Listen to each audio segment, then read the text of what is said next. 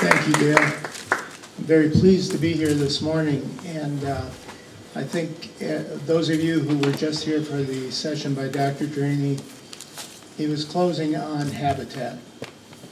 What we're here to talk about in this presentation is the air, the water, and the soil that create our habitat, and how we protect that. It was about 4 years ago that my wife Judy and I were on our way to visit friends in St. Paul and family, and we heard of a presentation of the movie A Chemical Reaction. It was being done over at McAllister College. It was sponsored by the Audubon Society, Wild Ones of Minnesota, many other environmental groups. And that was our introduction to the Safe Lawns message. The movie A Chemical Reaction was done by Paul Tukey, based on what happened up in Hudson, Canada, where the small community there lost its voice. The small community there took on the chemical industry. What that movie portrays is a remarkable story of how they battled, they won. ChemLawn wound up losing the battle in the Supreme Court of Canada. ChemLawn changed their name to True Green. Yep, that's right. Right. Greenwashing. Well, it didn't make sense calling yourself ChemLawn because that means you're putting chemicals on there. So you want to be True Green, even though you can't say true, T-R-U-E, because it's not really True Green. So they used T-R-U, True Green. And all we wanted to be able to focus on is what has happened with the industry, how it has grown over the years, the negative impact it has on all of us, and what we can do. The beauty of being involved with a program like Safe Lawns, we are all faced with so many things that seem overwhelming and that we have no control over. We do have control over what we do with our environment on a local basis. So I'm hoping that as we go through the presentation, you'll be able to see the efforts of the group that we formed in Door County and how we have made an impact, how we've begun to reframe so that people start thinking differently about what they have for a lawn and how they treat that lawn. We can go to the next slide, please. A local initiative promoting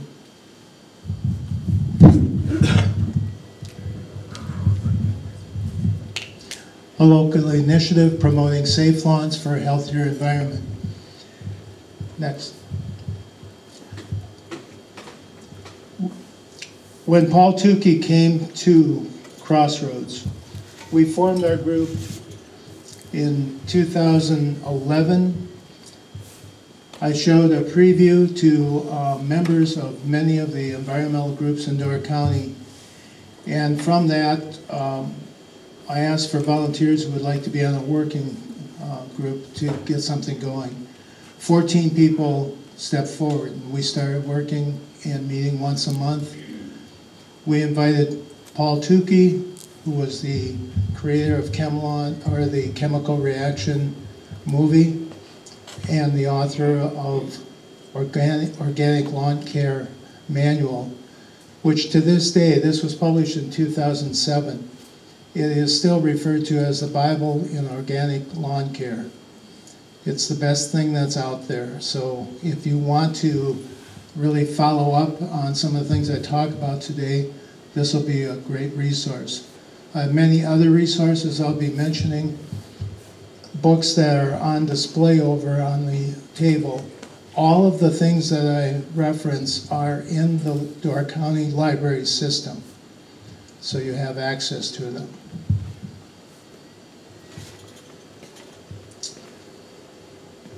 When Paul did his workshops at Crossroads, he did 3 workshops in one day. He did a morning or a session at noon, for a group of people that we invited that were leaders in the community.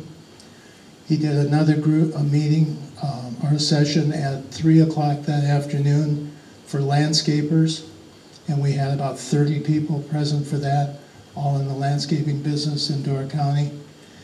And then he did an evening session open to the public, and we had a full house at Crossroads. The next day he presented at the Sustainable Living Fair, in addition to a workshop or a session he did with me up at the YMCA in Northern Door in the morning. When he left town, he gave me a copy of his PowerPoint presentation and permission to use anything from that. So many of the slides that we use came from his presentation. We also were given permission by him to use the term safe lawns in our title. The marketing becomes very important because, as you know, if you've ever watched television in the spring, now's roundup time. We hear all the Western music. We see the gunslingers pulling out their roundup and shooting those poor dandelions. There's a lot of marketing in the pesticide business.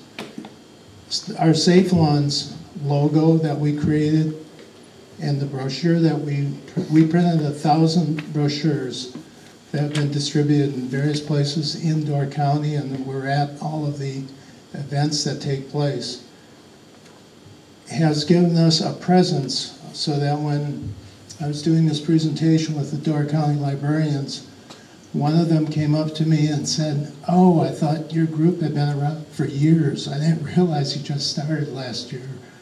So this has been a very valuable tool to get the information out. The goals are to reduce the usage and reliance on synthetic fertilizers, pesticides, and gas mowers.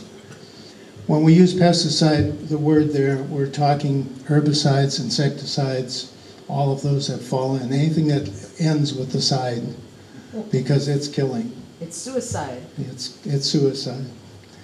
Reduce the size of North American lawns. Somebody have an idea of how many lawns there are? Or a number of acres? Millions. 40 million. 40 million acres of lawn that are irrigated in North America. That's the size of New York. What did Jerry Brown ask in California last week? He asked people to stop having lawns. We want to talk about presenting lawn alternatives so that if you want to reduce the size of your lawn, you've got some really good options. We'll talk about the promotion of the benefit of organics over synthetics. And we want to educate consumers on the transition to organics and engage the green industry, municipalities, public gardens, etc. in the dialogue. Next. How do synthetic pesticides and fertilizers end up in our groundwater resources? Take a look under your feet. You can do the same thing as far as getting a slide. We got this from the Department of Soil and Water in Door County. You can get one for Kewaunee County. What we share is the karst formation. Kewaunee County, it looks very much like the bottom section that we see here as it's coming into when you get into Southern Door. But Kewaunee County also on the karst formation. Let's go. Everything that's on our soil winds up going through the fissures, the cracks, the sinkholes, and it's all cumulative. Everything moves quickly in the karst formation, and so all of the things that are important in other communities are doubly important here in terms of what we do to prevent things going into our water resource. Next. Nice picture says 1,000 words. I don't have comments on this one. I don't need to. When I show this slide, everybody just looks at it, shakes their head. The people that work with the Roundup product, the pesticides, are well protected. The people that use it in their homes, use it in their gardens, use it in their lawns, use out in the parks, are not as well protected. If they read the directions, how many of us read all directions and follow the things that are recommended? You'll see people out there with flip-flops on, walking around using things, no safety, no protection. You can buy any of these, you can buy these chemicals in any store, but you can only dispose of them in a toxic waste site. Unfortunately, in the last couple of years, the budget has eliminated many of the toxic pickups where you could dispose of waste material. You can take it to Green Bay, but very few people are going to go through the trouble of doing that. Any of the fertilizers or pesticides, synthetic fertilizers, any of those pesticides, anything that's left should be disposed of in a waste site, and very few people do that also. Okay. Why not use synthetic pesticides and fertilizers? Exposure to pesticides is a known hazard to human health. Okay. There's broad scientific consensus that children are especially vulnerable to adverse effects of pesticides. Dr. John Wargo, Yale University. As you can see, and as you all know, children love to put things in their mouths. The exposure is always greater for children because, first of all, they're closer to the grass. They love to play in it. They love to roll around in it. They love to eat it. And their immune systems have yet to develop. So they are very vulnerable. The association between parental exposure and congenital malformation is described in the article, Congenital Malformations Associated with Pesticides. That was published in January of 2013 by the American Academy of, I lost that. Pediatrics. Yeah, that's it, of Pediatrics. A recent study by the Canadian Pediatric Society on the herbicide 2,4-D, commonly used to kill dandelions and clover, found that it was persuasively linked to cancers, neurological impairment, and reproductive problems. Denmark, Norway, and Sweden have all banned it. And that was in 2007. We have not done anything like that in the United States.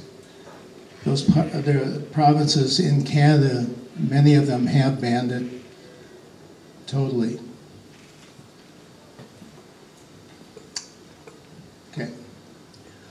Dogs are 2 times more likely to develop lymphoma if owners apply 2,4-D broadleaf herbicide on their lawns 4 or more times a year.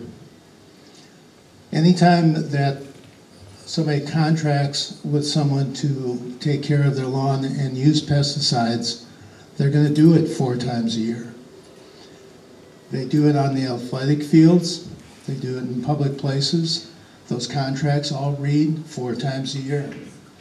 They come out there when they don't have to, in a drought season, in the summer, and still apply it. Dogs are on that grass. I've had many people come up and talk to me about cases where they've taken their dog to the vet because of lesions on the paws that were cancerous.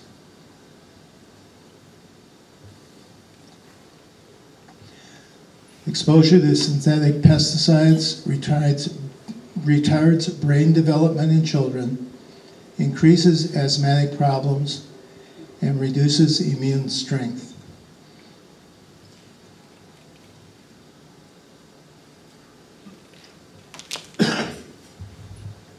When we look at the reasons people want to use those synthetic fertilizers, pesticides, this was a study done, and it was found that most of them want to do it because they want to show pride in their home, to create an outdoor, a relaxing space, to raise or protect property values, to have a safe area for kids and pets.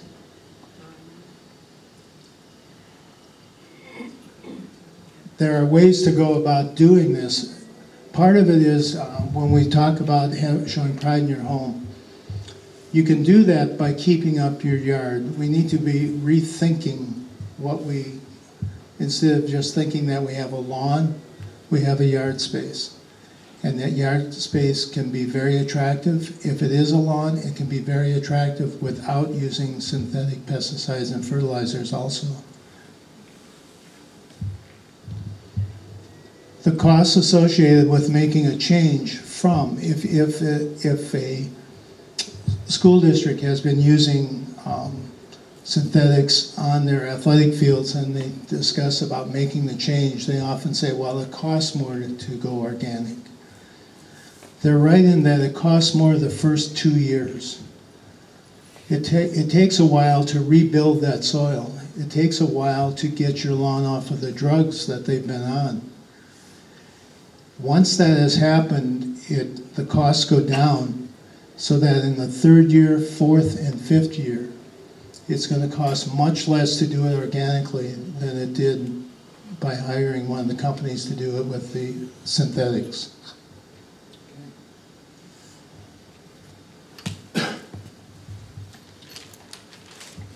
Paul uses this to emphasize how the thought process involved is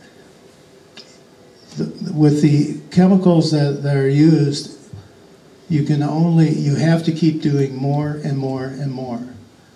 You can't do it just once and that's it. And if you do, it's just not going to give you the same effect. So you wind up using more fertilizer, you wind up using more water when you're using the synthetics than if it's natural. Let's go to the next slide. On this slide, what I want you to see is that on the right side would be an illustration of what the soil looks like underneath a synthetic lawn. The fertilizers and the pesticides that are used are treating the grass, not the soil. What they're doing to the soil is they're killing all of the living things. Remember, pesticide, herbicide, fungicide, it's to kill. And it does a good job. One of the things when they started developing these fertilizers was that they found that when they first started using it, that they were killing the grass or killing the weeds, but they were also killing clover. That's when clover became a weed. It became a weed because the chemical company, when their products were used, were killing it. And they just said, well, that's okay because it's a weed. Clover's not a weed, you know that. You want clover in a lawn. You want about 5% to be clover because that's indicating that you've got a healthy soil. That's okay, that's fine. The soil that you get from an organic lawn is going to be that habitat that Dr. Draney was talking about. When you have the brown, let's go to the next slide, with the soil food web, the decomposition that takes place, the roots much deeper than they would be on a synthetic lawn. The roots will typically be about 6 inches deep. On a synthetic lawn, they might be 2 inches, 3 inches deep. There's no living matter in the other one. Here you have all that organic matter still taking place, and that soil food web continues to function.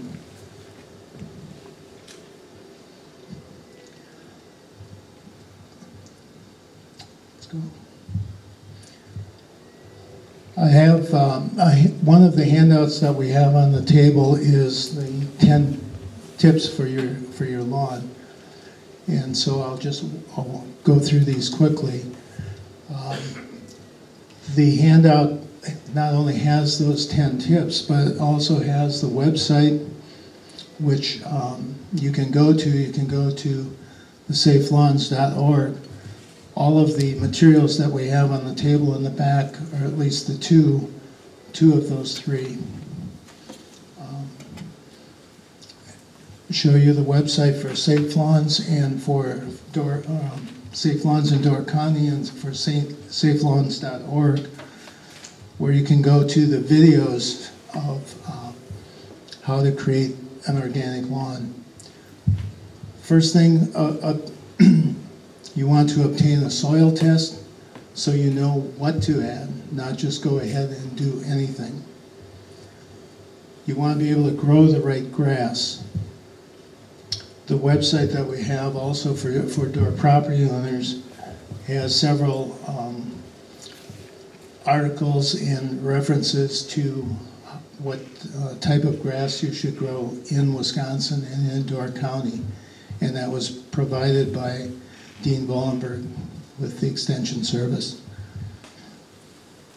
You want to water in the morning so that water is able to sink in and be absorbed and not create mold problems.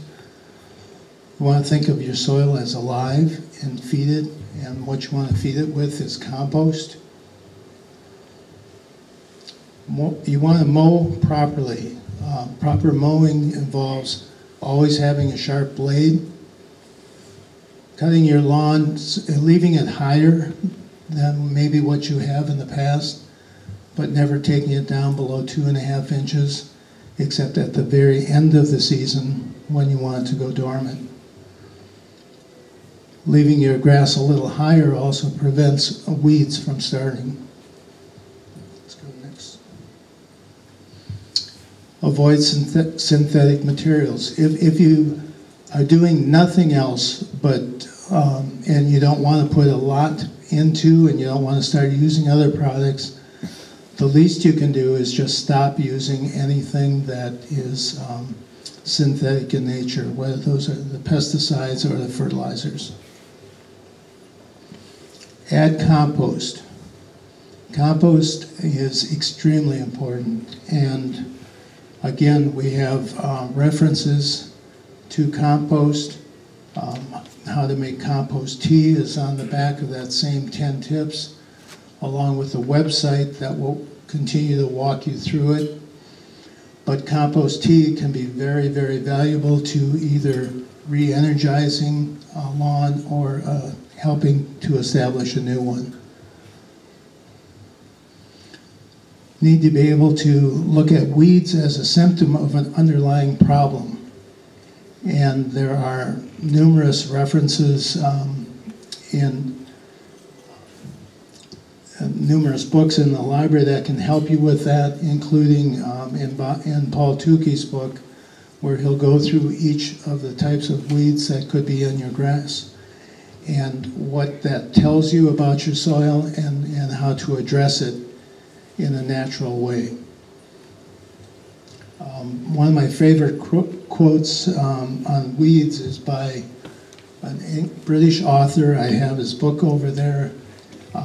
His name is Bob Flowerdew, and his definition of a weed is a healthy plant in the wrong place. So don't blame that weed, but figure out what it's telling you and how to address it. Same with insects. Insects will tell you some things about what's going on with your grass also. And a healthy lawn will have a lot of good insects working for you. And then you want to fill in the bare spots. If you have a lawn that's starting to show some wear, you can do top dressing with it. Again, everything that is recommended involves compost or minerals, and the minerals that you would choose would again be based on what your soil test has told you about it. That is an organic lawn. That's an organic lawn. One of the, this one in Windsor, Connecticut, Paul Tukey was granted, he was given permission, you know, in front of the Capitol, the White House, on the square, there are those large triangles of grass that you see with thousands of people on during inauguration and then throughout the summer. Paul Tukey was given the first three closest to the Capitol to work with over the next few years. So those are organic lawns that he has there. And so if you get a chance to get out there, take a look at it. But it's been a couple years now. But this is what you can do. You can have a beautiful lawn if that's what you want.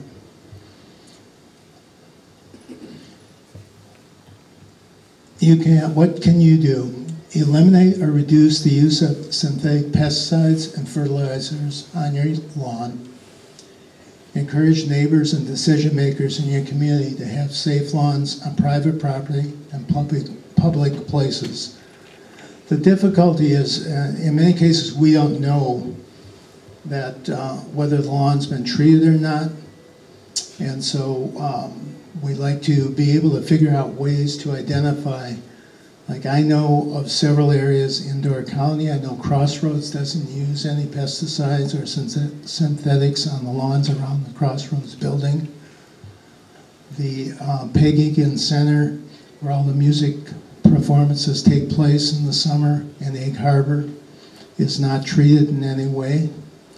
So there are safe places and places that you can safely be with children and know that they're being treated properly. Okay.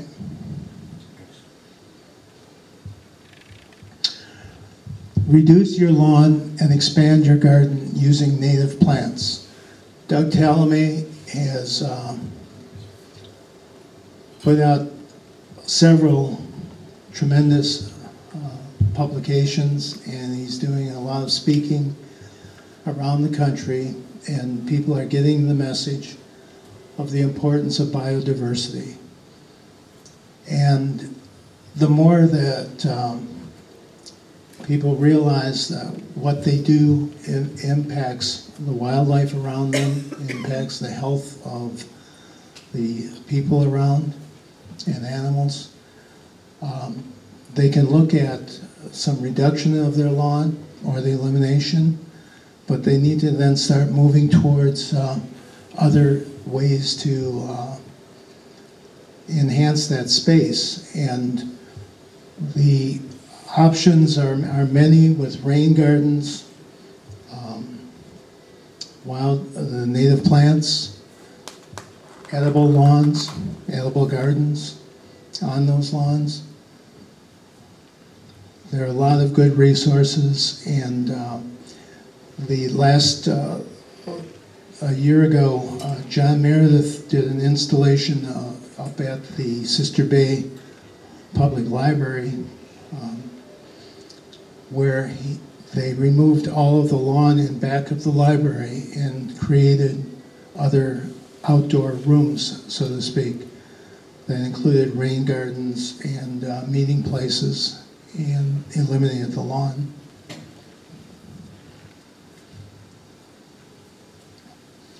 Once again, we know the importance of having safe lawns and the importance of children being able to participate in activities and not be endangering their health. And the more we can do to educate people who are in decision-making positions, to get them to take a look at the literature, to look at the cost savings by going organic, to look at what they can do in terms of a plus for the community. The changes that would be made will have a greater impact on our children and our grandchildren than they will on you and I. But all of these things are cumulative, and as we see with so many things, they're starting to come to a head now. The dead zone in Green Bay over the last couple of years.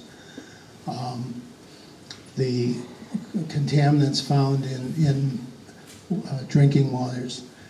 All of this is increasing as production of pesticides and use of them continues to increase.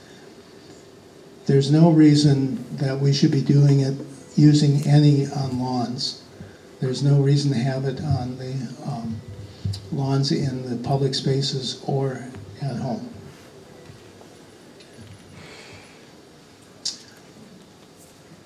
These signs, Safe to Play, were signs that Paul's organization sells, and we had probably 50 of those that we were selling, and the Ridges had about 50. They've been showing up in many places. Greens and Grains was one of the first to put up in Egg Harbor. They put about 3 of these signs out in front of their place. But it's a way of, we've all had that negative reaction when we see that little sign that says this has been sprayed, stay off for 3 days. This is one that can stay up all the time that says it's okay to be here. Remembering that change doesn't happen overnight or in a vacuum. It happens one conversation at a time with people who care enough and dare enough to make a difference. Thank you for your time today. And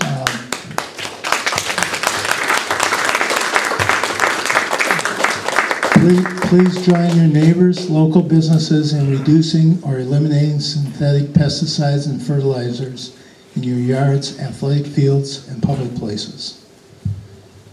If, as I said, the handouts have these websites on there, and within the Door Property Owners, Safe Lawns in Door County, if you go to the left column and you'll see Safe Lawns and you click on that, then you can go to resources where I've listed, we have 15, 20 publications that are listed there.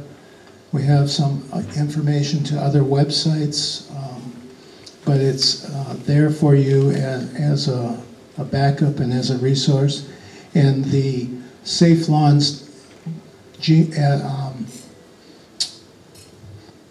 no, that's not. On the handout, you'll have the safelawns.org, which is the connection to Paul Tukey's organization, and that has all the how-to videos also there. If you have any questions, I could entertain those. Just a public service announcement. The Algoma Library has a presentation and on display many of the references I believe that you are talking about. Oh. So they don't have to travel all the way up to Sturgeon Bay. Yep.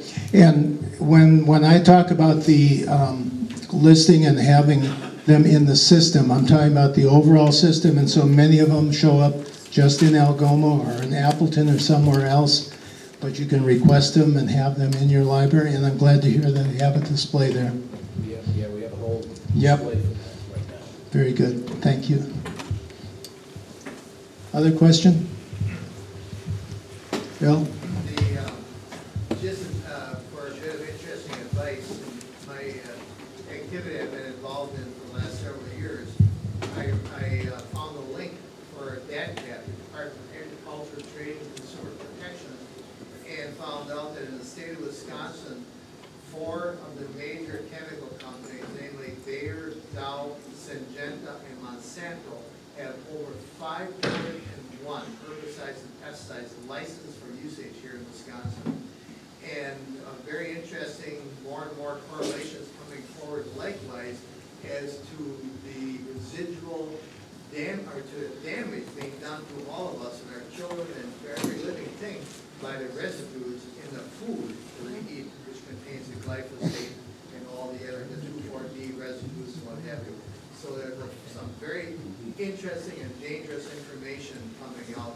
Dangerous in the sense that I think if people start to recognize how risky it is eating the type of food that we have become so accustomed to, that we should start definitely looking more and more at going back to a natural type of existence like we have here, like we present. Thank you, Bill. Yes. I'm Bill Becker. We have recently relocated here from Silicon Valley in California. The positions I've held with companies such as Intel, Hewlett-Packard, the National Semiconductor, was that of the Environmental Health and Safety Officer. And I can tell you that there isn't a groundwater or drinking water aquifer in California that hasn't been sullied by the chemicals that are used in that heavy chemical environment, all of which have their derivations in long carbon chain substances containing every element in the periodic table. It's too late for California to clean up its act. You have a groundwater problem here. Don't let it get out of control. Thank you. Thank you, Bill. You were Mary? talking about indicators of places that you go.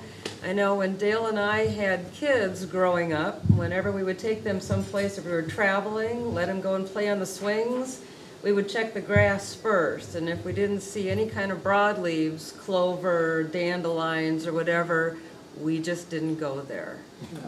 So, Not worth it. And Not that worth and that's still a very good indicator. mhm. Yeah.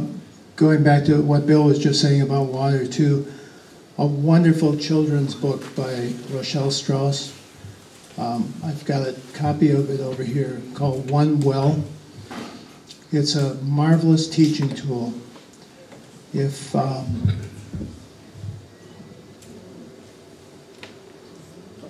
Jude, if I could have it up here, then we can get it on.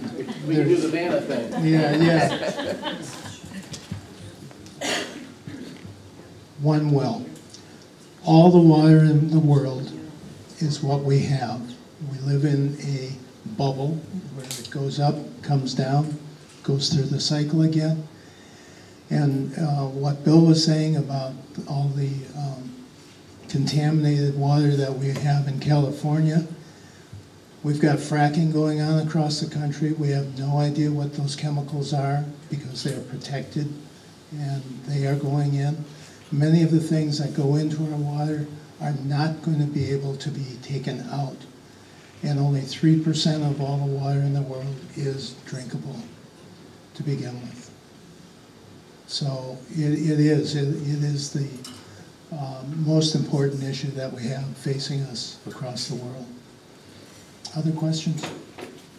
This Yes. is not exactly a question, but I just wanted to mention that at the public library here in Algoma, they've got a stack of brochures and like a trifold kind of thing you can open up. But anyways, it's got all these different things that people can do in their individual life to try to help and protect the water and from chemicals and contaminants, runoff, surface runoff, stuff coming off the parking lots and stuff like that. It talks about rain gardens, butterfly, all that kind of stuff. So if you guys want one of those, they're free for the taking at the library. Just ask the librarians or right behind the desk. So they're really informative, very, very nice brochures. Very good. Thank you. But in comment to that, one thing that some municipalities now are doing is going to permeable paving, Yes. which is a good thing. I have a question about moles, because you know you don't want to poison the moles, And I really have a mole problem where it's like walking on a waterbed. And I have both kinds of moles. Anyone have an answer for that? Well, Moles? When, Mary? when, I know that Dale was here, or Dale, maybe you could talk a little bit about that. What was the question? About moles, what you do with moles in your Moles? yard, moles. Well, when I did the landscape at the nature center where I used to work, and down in Peoria, we had lots of moles. Yes. And a mole is territorial. They're carnivorous. 94, 95% of their diet is meat. And so they're not attacking plants. And they're also territorial. When a mole is more closely related to us than it is to a rodent, the mistake people make is they think of them as a rodent. And as you know, rodents are extremely good at creating more rodents. Moles, they'll have maybe 2 offspring in a year. So it's not the same concept. And then when those little ones become teenagers, they do what a lot of people do. They drive them out. It's time to move on.